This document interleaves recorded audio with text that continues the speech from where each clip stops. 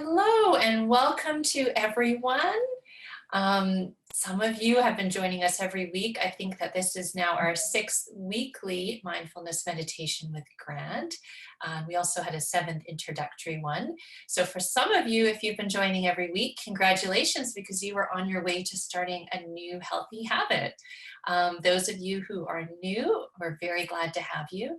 And I just would like to let you know that all of the previous recordings are on the website on Grant's bio page or on the blog. I was just reflecting this morning on these weekly webinars and all of the feedback we've gotten. And I know I always thank Grant at the end, but I've been really just thinking about and appreciating how much work these have been for Grant to prepare such wonderful content for us every week. And I know for me, they will be a resource for years to come whenever I want to introduce a client to mindfulness or maybe get myself back into my healthy routine again.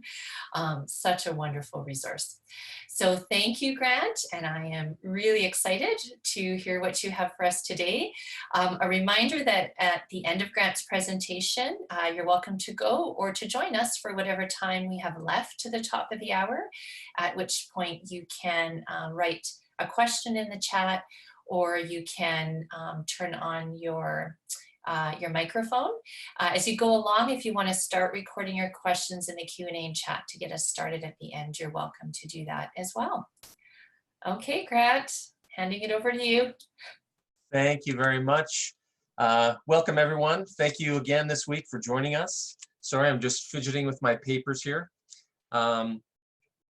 So lots kind of happening as our province sort of is reopening, and lots of changes. Of course, also here at River's Edge, I saw my first client in person yesterday. First client that I've seen in person since March 10th. And that was really actually nice. Of course, we have lots of protocols in place in terms of screening and social distancing and washing of hands and all of those kinds of things to ensure our safety. But I just wanted to say that it was actually really quite nice to actually see a client in person, and yeah, so lots of changes happening. I want to talk a little bit about my GLAD moments. And again, the GLAD technique is a mindfulness exercise in which we pay attention to present moment experience in order to capture moments of gratitude, learning, accomplishment, and delight. When we're immersed in stress, anxiety, fear, and uncertainty, our negative bias tends to skew the way in which we relate to ourselves and the world around us. And GLAD helps us to shift our focus out of the darkness of that and into the light. So my weekly gratitude this week actually is for technology. Not only has technology allowed me to continue my practice and continue to work with clients over these many weeks, but on Friday night, I was able to FaceTime with both of my sisters at the same time. One is in Japan, the other is in Australia. And it was lovely. It was really amazing. I got off the call and was just really thankful that on my own personal telephone, I was able to do a video chat with them, and that was really special. My learning this week is actually relearning again that I need to do more yoga. When I don't do it, my body suffers. When I do it, I feel better, I feel less stiff, more fluid, I feel physically stronger, I'm more relaxed. It is so good for me, and I know that I need to make more time to do more of it. My achievement this week, I completed week 3 of the Science of Well-Being. And from the course, one of this week's rewiring activities was to complete 7 random acts of kindness. Thus far, I have completed 5, so I have 2 more to go. And I have to agree with the research on this one. Doing random acts of kindness actually makes me feel really good. It definitely increases my level of happiness. So I encourage you, if you get an opportunity during the next week to spread the love, yeah, please do so. And my delight this week actually comes from some of the emails that some of you have taken the time to write us, giving thanks for doing these weekly webinars. And I'm just really touched that you take the time to share your thoughts, and that's really meaningful. And also, this week I had a friend who was in my Hakomi training class. My training took place this weekend online, of course, and I did some process work as part of the training. And my friend and colleague painted this picture for me and dropped it off at my place on Monday. And I was just really moved by that and really touched by that. And on the back, she says, "Dear Grant, you brighten my world, and I'm so thankful to have you as my friend. Never forget I'm in your corner. So excited and proud to see you allow more of your true self to shine. All of you is welcome, always." So thank you for this, Deepika. That means a great deal for me. And I want to invite whoever's comfortable to share some of your weekly glad moments at the end. I think it really helps us all to just be able to share and to point out some of these wonderful aspects of our life, even in a time of crisis and uncertainty and increased stress and anxiety. So if you feel comfortable, please share with us your weekly glad moments. Turning to the Science of Well-Being, which is the Yale course that is being taught by Dr. Laurie Santos. And this week, a lot of it was, I shouldn't say a lot of it, but part of it in terms of my own learning was in relation to social comparison. You remember last week I talked about the fact that many of us carry the belief that having a good job, having more money, having more stuff, having a perfect body will make us happy. However, in the end, these things either don't make us happy, or they don't make us as happy as we believe that they will. And from this came the annoying feature of the mind, number one. And that is that our mind's strong intuitions are often totally wrong. Case in point with respect to these things I mentioned, we believe that they'll make us happy, but in fact they don't.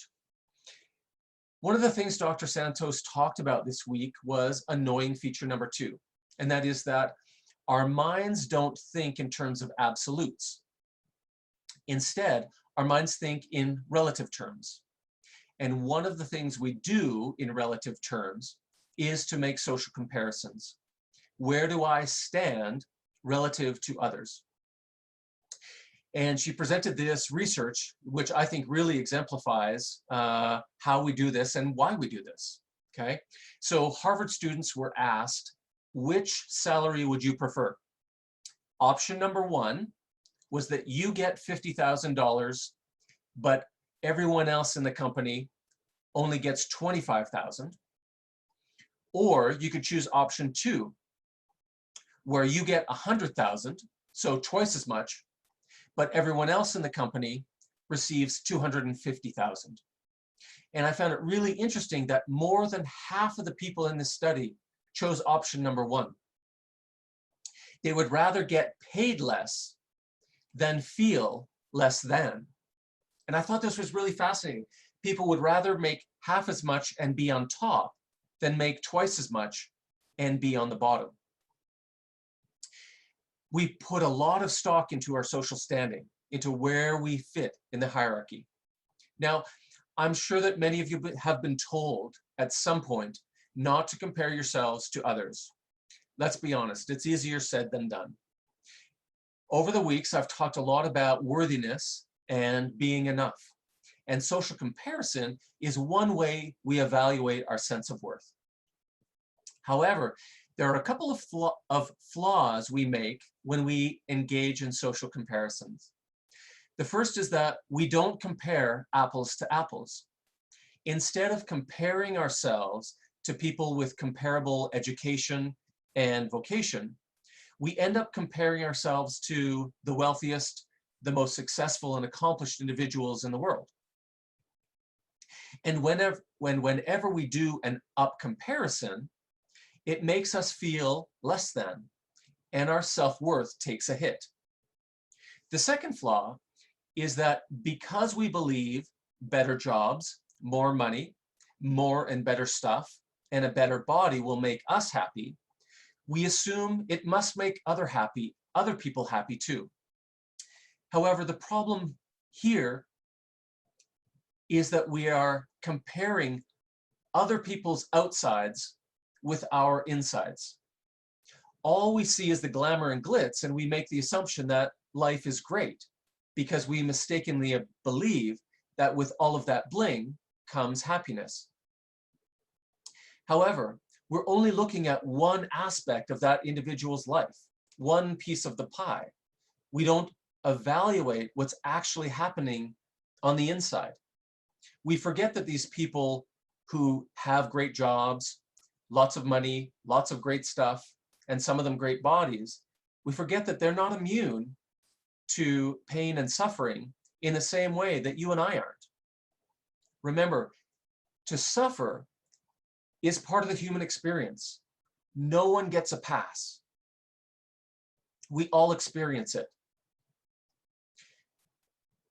For example, think of Kate Spade.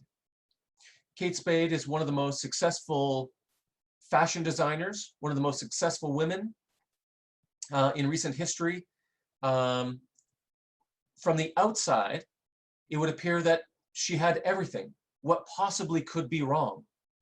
However, when we only look at the outside and neglect the inside, we fail to see that actually Kate Spade was not immune to pain and suffering or depression. So if you take one thing away from today's session, let it be this. Don't compare your insides to other people's outsides. Don't compare your feelings of inadequacy to someone's Land Rover or giant house or fancy vacation. If you are going to compare yourself, then compare yourself to another apple. And don't forget that being an apple is actually pretty darn awesome. Because as apples, we are both delicious and nutritious. I'd like to share something, whoops, one page too far, that I came across this week in a webinar that was being taught by Jon Kabat-Zin. And it reminded me a lot about what we were experiencing in our meditation last week when we explored the mindscape and the bodyscape.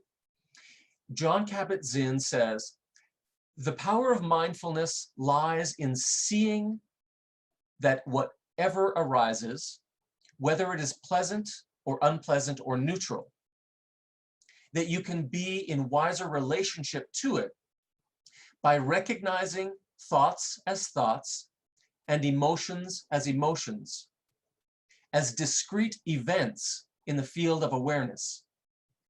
Or put differently, you recognize them as weather patterns in the mind, rather than statements or signs of the truth of anything. Nor are the narratives that thoughts and emotions so often generate about your life and who you are or aren't true either. At least not completely true. By working with your own thoughts and emotions in this kind of befriending way, through ongoing practice, we can reclaim and fully inhibit all the moments of our life.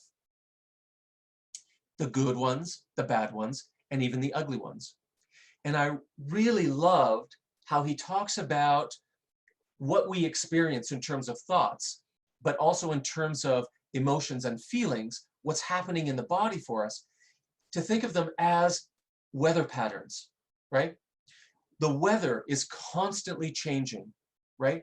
And I think we often fear that if we actually feel into our emotions, that we're going to get stuck there, that we're going to get trapped there. But what we actually need to do is to be able to be with those parts of ourselves, right? And when we can do that and let the energy flow through us, that actually creates a shift. That's like a changing of the weather. Now he goes on to say, and it never involves forcing. On the contrary, it only invites kindness and patience with yourself in that or any other moment. It is an invitation to trust in your own intrinsic beauty and goodness to whatever extent you are willing to entertain that you are already okay. And to recognize, or at least entertain, the possibility that there is more right with you than wrong with you, no matter what is wrong. And one of his most famous quotes speaks to this.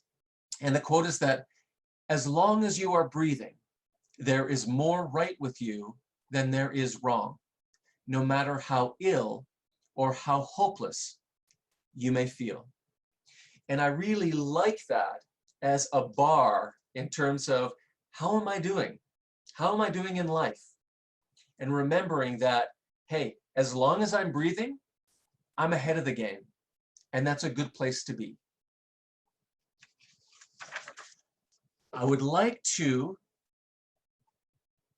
turn to our meditation now. Going in the wrong direction here.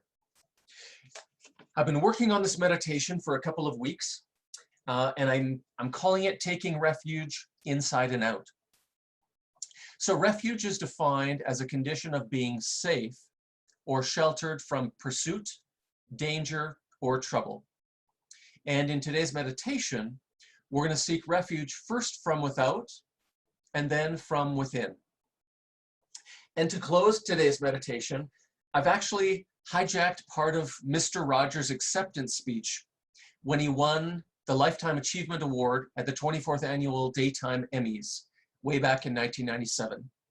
And he did this really wonderful and beautiful experiential thing with the audience. And it was really meaningful and moving, I think, for a lot of them.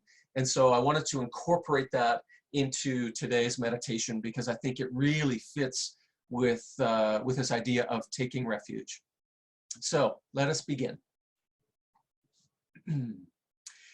Finding a comfortable position wherever this finds you. Closing your eyes or gently lowering your gaze if that feels right for you.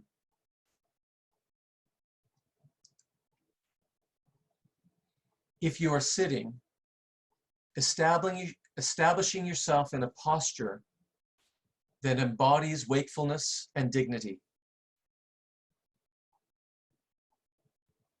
Imagining your pelvis beginning to float.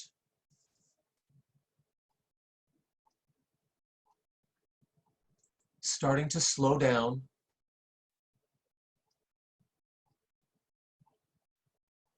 Letting go of the noise from the outside world.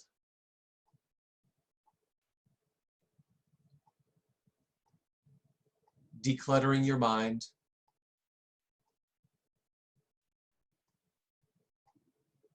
Landing in the present moment in whatever state this finds you in.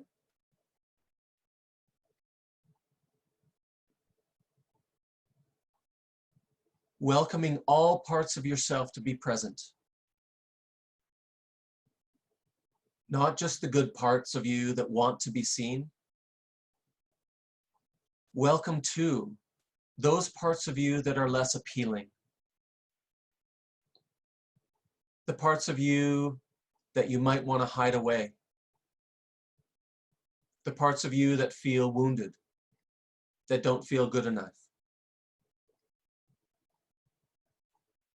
Inviting these parts to also be present throughout this meditation.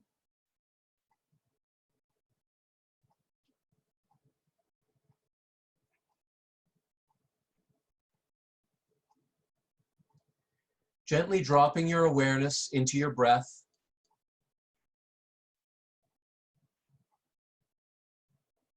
Breathing in through your nose and out through your nose.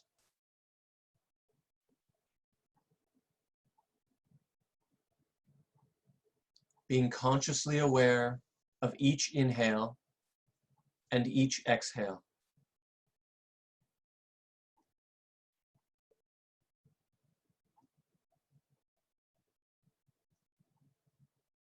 Following each breath through its entire cycle.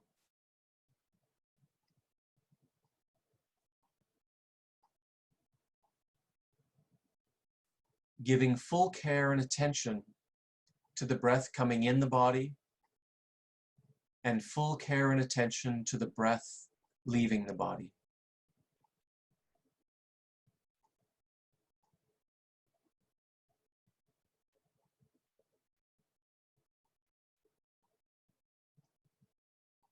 Letting go of any desire to do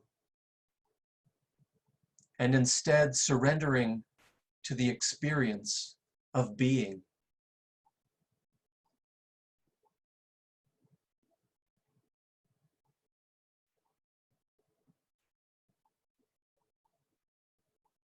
Deepening the awareness of your present moment experience.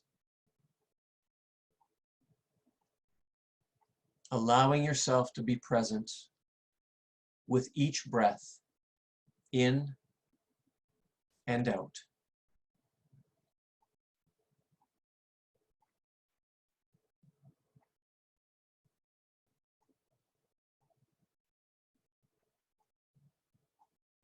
Imagining yourself in a place in nature,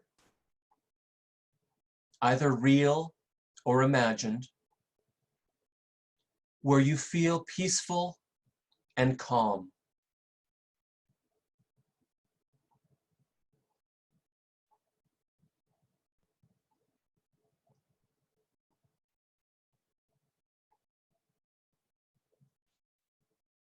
Finding a place in nature where you can take refuge,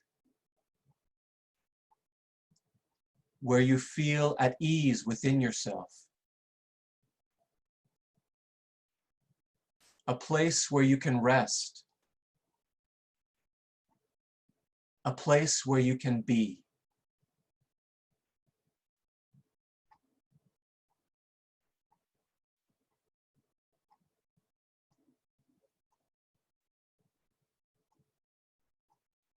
Perhaps it's on a beach somewhere, lining an ocean or a lake or river.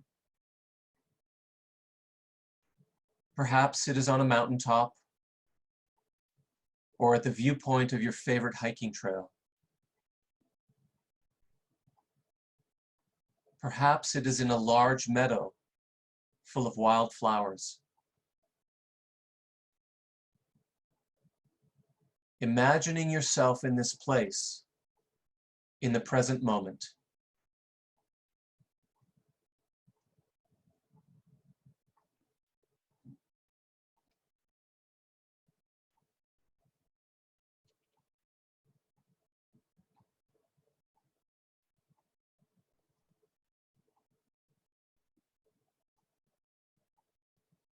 Noticing who is there with you that enhances your feelings of peace and calm.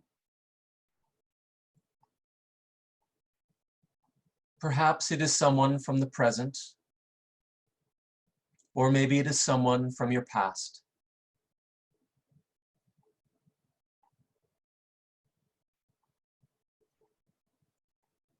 Perhaps it is someone who is there physically, or maybe it is someone who is there with you spiritually.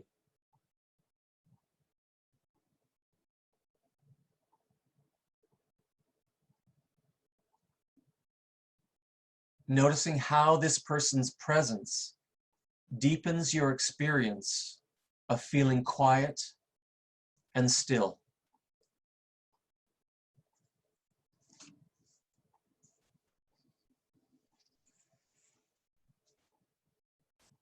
If being on your own brings you the deepest felt sense of peace and calm, welcome in with open arms the experience of being in your peaceful place in solitude.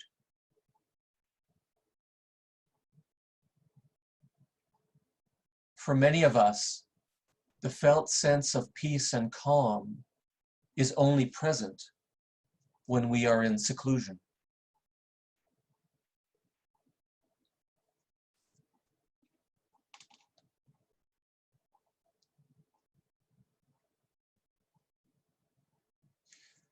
Observing in great detail what it is about this place that makes you feel at peace.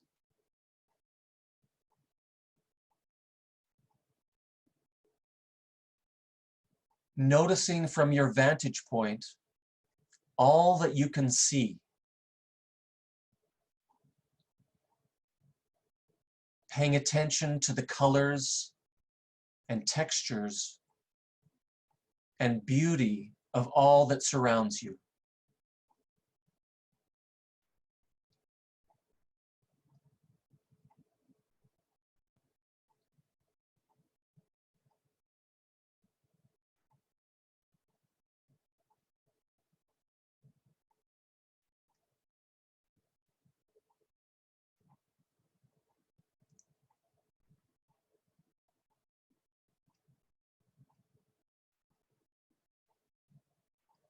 Noticing with great detail all that you can hear. Paying attention to the soothing sound of the waves, or the birds singing, or even the peaceful sound of silence. What sounds capture your attention?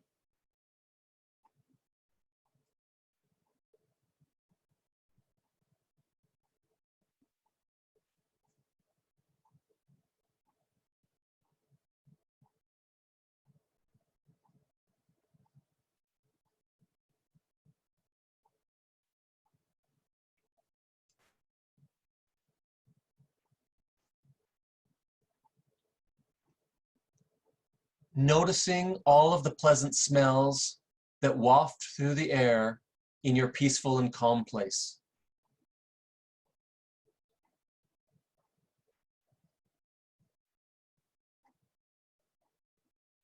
Taking time to inhale each scent.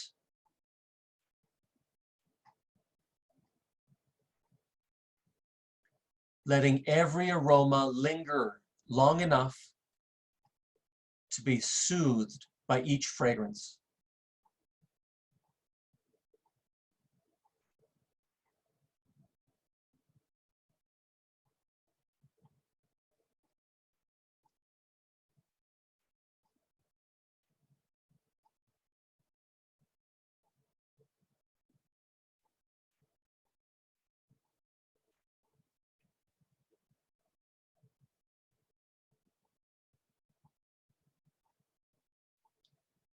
Paying attention now to your tactile sense.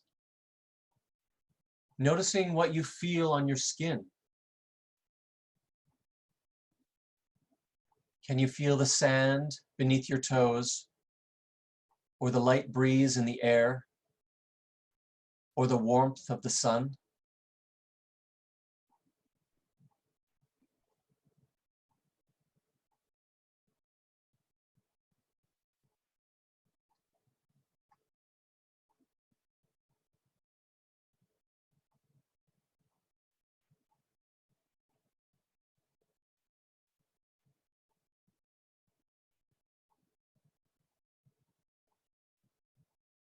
Letting yourself be nurtured by the experience of taking refuge in nature. Noticing how this experience soothes you.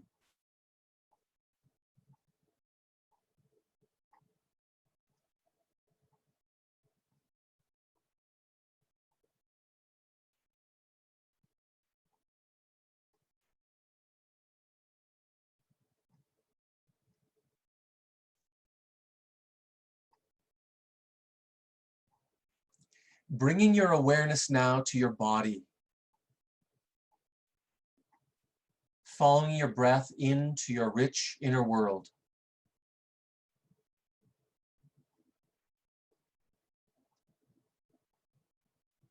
Noticing that place within you where you feel peaceful.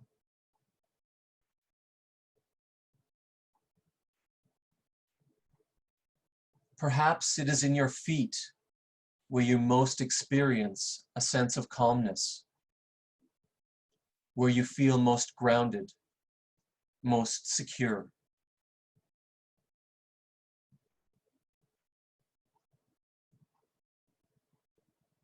Perhaps it is in your hands and arms where you can experience serenity in this moment.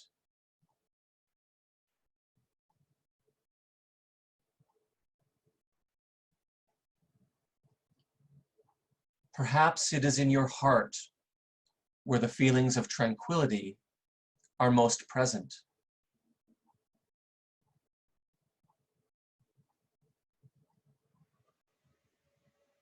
Noticing where in your body you can find refuge.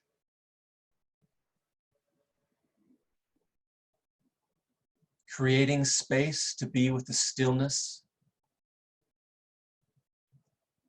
to feel the quiet.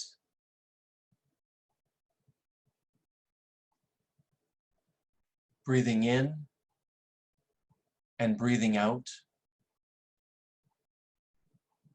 Letting yourself find refuge within.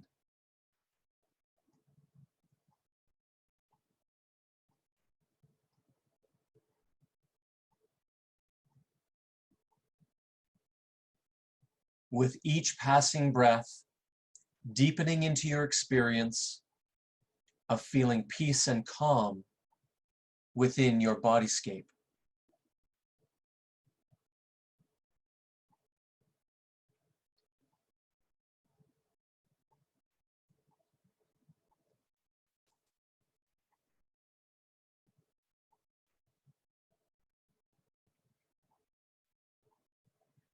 Turning your attention now to find refuge in the love bestowed upon you by someone in your life, past or present.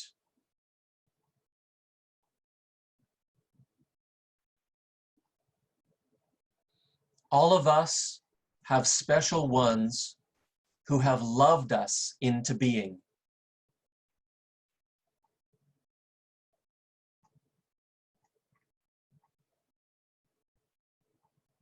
Taking time now to think of a person who has helped you become who you are.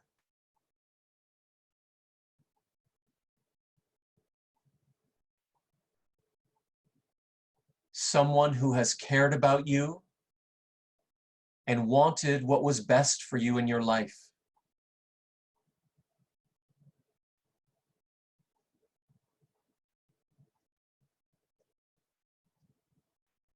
Someone who made your journey a little easier.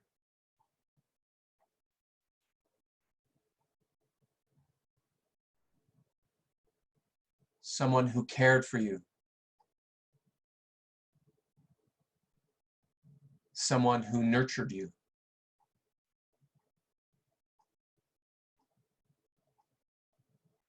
Someone who believed in your goodness.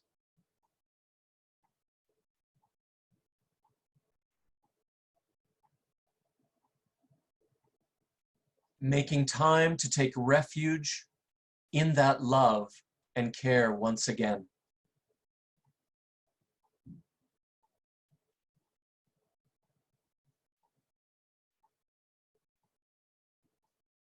Feeling into the warmth of this person's love.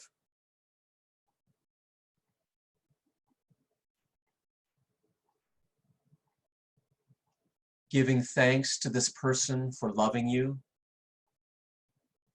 for believing in you, for nurturing you, for caring for you.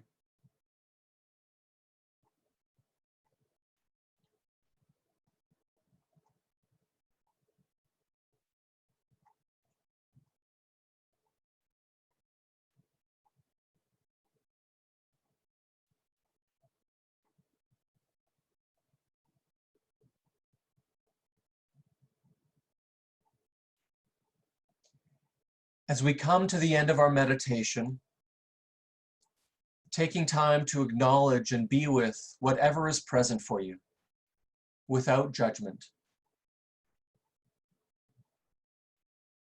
Giving thanks for all of those different parts of you that showed up today. They are all a part of you.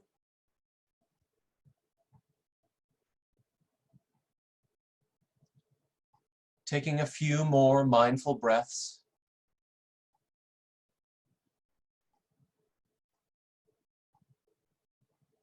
Slowly opening your eyes when it feels right for you. beginning to move and stretch as you need.